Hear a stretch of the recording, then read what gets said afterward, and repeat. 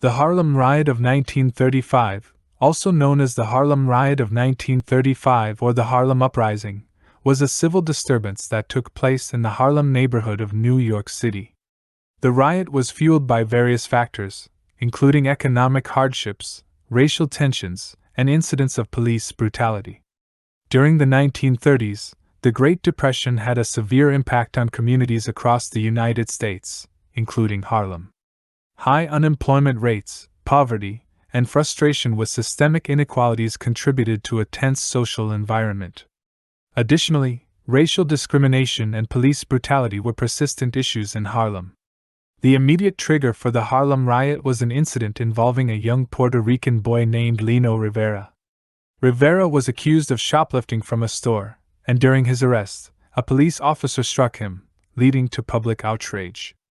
The incident quickly escalated into a larger confrontation between the police and the community. Protests and clashes erupted on the streets of Harlem, with crowds expressing their anger over police brutality and broader issues of economic and racial injustice.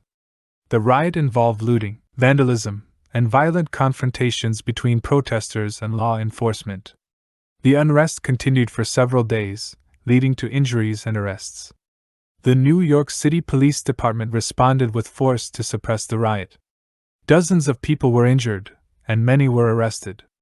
The riot highlighted the strained relationship between the police and the Harlem community, as well as the broader socio-economic challenges faced by residents.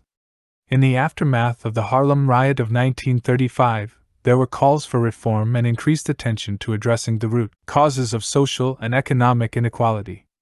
It contributed to a growing awareness of racial tensions in urban areas and the need for social justice reforms.